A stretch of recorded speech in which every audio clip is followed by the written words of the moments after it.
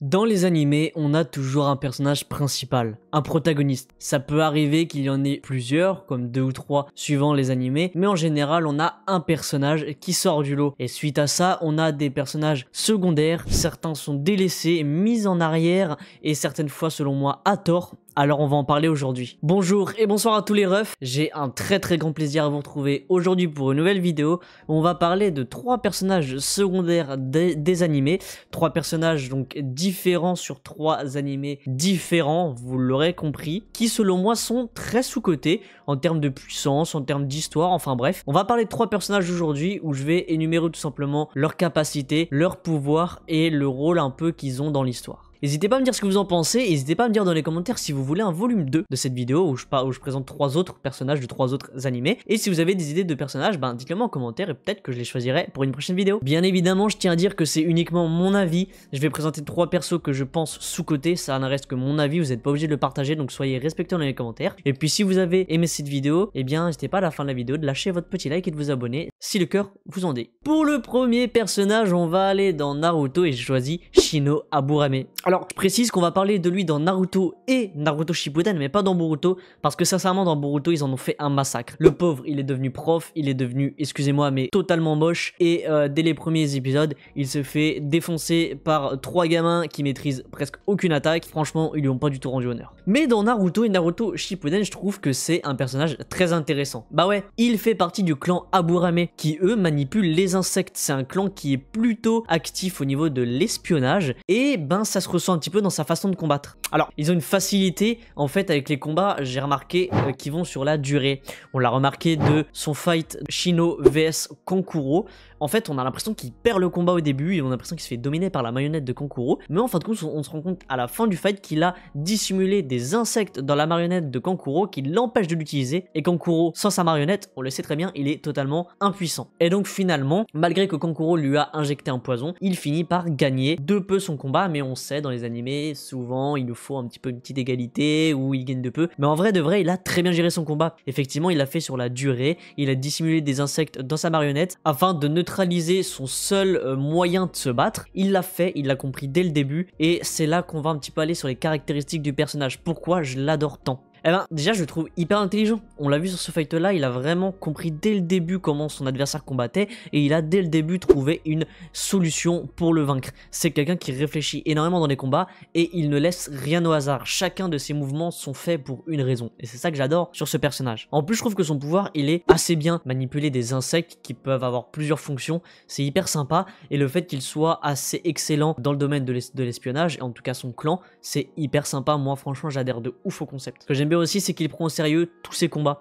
Il sous-estime aucun de ses adversaires et il se met au max dès le début. On peut avoir certains exemples dans certains animés, bon, comme par exemple Naruto, comme par exemple Son Goku, où au début il fight, surtout Son Goku, c'est un très bel exemple, où ils se mettent pas à fond dès le début et parfois ça leur joue des tours sur la suite du combat. Alors que Shino, lui, il se met au max dès le début parce qu'il sous-estime aucun de ses adversaires. Et c'est ce qui fait que j'adore ce combattant parce qu'il est très sérieux. En plus de ça, on peut se rendre compte que Shino n'est pas très mauvais en taijutsu.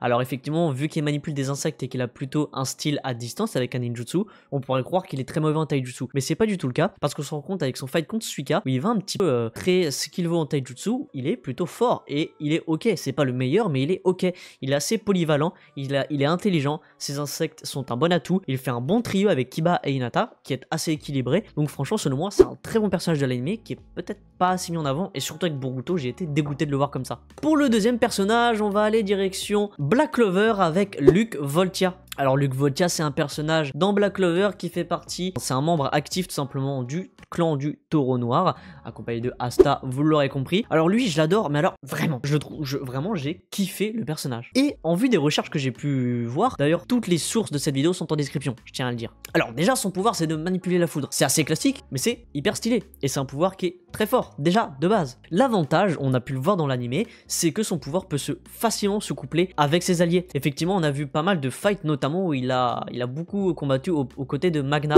Et on voit que son pouvoir avec celui de Magna, il couple très bien. Donc il est aussi bon en duo que en solo, parce que son pouvoir excelle aussi dans les combats solo. Ça fait de lui aussi également un combattant très polyvalent. Il a aussi un pouvoir de création. Son pouvoir de création permet de matérialiser son pouvoir de la foudre pour en faire des équipements. Comme par exemple, il peut faire des bottes tout faites en électricité pour aller plus vite. Il peut faire aussi des gants pour accroître sa puissance. On voit aussi qu'il peut avoir un manteau, une espèce de couronne toute sa tête, tout ça pour augmenter sa puissance et ses habilités au combat. Et c'est très bien d'avoir pensé à ça. Et je pense que c'est un concept qu'on pourrait monter encore plus en puissance pour mettre en avant ce personnage, qui est vraiment, selon moi, vraiment excellent encore une fois. Et on a vu quasiment son plein potentiel lors de l'attaque des elfes quand il s'est fait posséder par Luful. Il combat Magna, mais il le défonce totalement. Magna n'a rien pu faire. Et ensuite, il combat Asta. Alors, ok, il perd son combat, mais de peu. Et très franchement, c'est à un moment donné où Asta avait eu un très gros power-up. Effectivement, à l'arc de l'attaque des elfes contre Luful, Asta était vraiment très très fort. Et savoir que Luke a vraiment très bien rivalisé contre Asta, c'est dire à quel point il était puissant à ce moment là, et c'est dire à quel point on peut pousser son potentiel encore plus haut via la matérialisation de sa foudre. C'est vraiment, je trouve, extra. Au niveau de son caractère, c'est un personnage qui est très tête brûlée. Il n'hésite vraiment pas à se jeter dans la gueule du loup, il n'hésite pas à combattre, ce qui fait qu'il a beaucoup d'expérience dans le combat, et en plus de ça, il a peur de rien. Il est vraiment hyper courageux. Lui, il voit un combat, même si dans sa tête il sait que potentiellement il peut perdre, même mourir, il y va. Il veut combattre, il a un très fort esprit de la camaraderie, il veut beaucoup aider ses potes, et il a vraiment une histoire assez touchante. Franchement, c'est un personnage que j'adore également. Pour le troisième personnage, on va voir celui que je préfère, je pense, de cette liste. Ça se tape un peu avec Luke Voltia, mais on va aller se téléporter dans My Hero Academia pour aller voir Fumikage Tokoyami. Alors déjà, outre ses capacités, je trouve que c'est un personnage hyper charismatique via son mystère. Effectivement, c'est un personnage que je trouve assez mystérieux, mais pas mystérieux en mode Sasuke et tout, où moi personnellement ça m'a un peu saoulé. Là, c'est un personnage assez mystérieux, assez sérieux, et ce qui en fait que moi en tout cas j'ai ressenti énormément de charisme qui se dégage de lui. On en reviendra un petit peu au niveau du caractère du personnage, mais c'est un point que je tenais à aborder avant même de parler de ses capacités. Alors, son pouvoir, il est hyper cool et hyper innovant. Il est avec Dark Shadow, tout simplement une ombre qui peut manipuler. En fait, il l'a appelé Dark Shadow, mais son alter c'est de manipuler une ombre, et il peut y faire vraiment ce qu'il veut. Et puis plus on avance dans l'animé, plus il va s'entraîner, plus il pourra faire de choses avec cette ombre là, donc avec son Dark Shadow.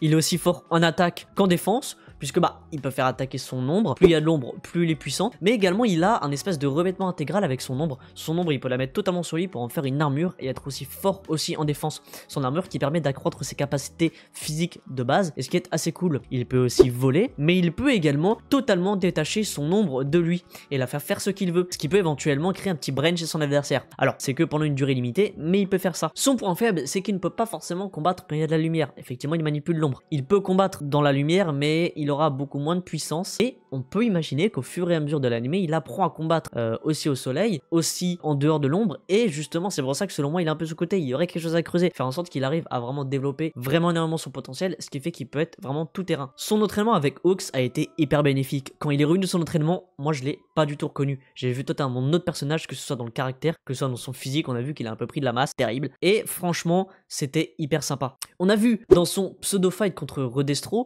qui est quand même un personnage avec beaucoup de puissance, il a envoyé donc son Dark Shadow, et Redestro n'a vraiment rien fait. Dark Shadow lui a foncé dessus, il a emplafonné le mur, et vraiment Redestro qui est réputé pour avoir une grande puissance, Dark Shadow lui a roulé dessus. Donc ça prouve bien à quel point Fumikage avec Dark Shadow est hyper puissant, les gars.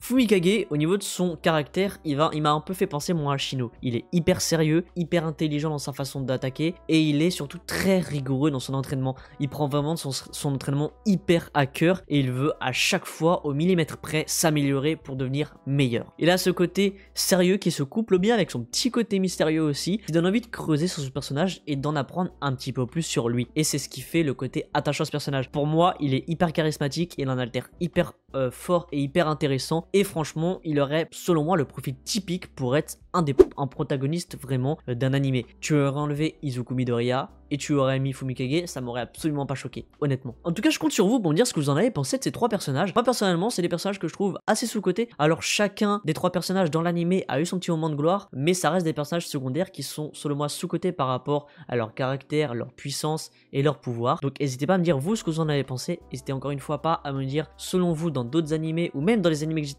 que j'ai cités, si vous avez des personnages secondaires que vous trouvez trop sous-cotés, et peut-être que j'en parlerai dans une prochaine vidéo. N'hésitez pas à rejoindre mon Discord qui est dans la description. Moi, je vous laisse là-dessus. La prochaine vidéo, ça va être une très grosse vidéo. Je vais énormément travailler dessus et j'ai hyper hâte de vous la présenter. Sur ce, je vous invite tous et toutes à prendre très soin de vous et votre famille. On se retrouve mercredi prochain. Je vous aime, les gars. Salut!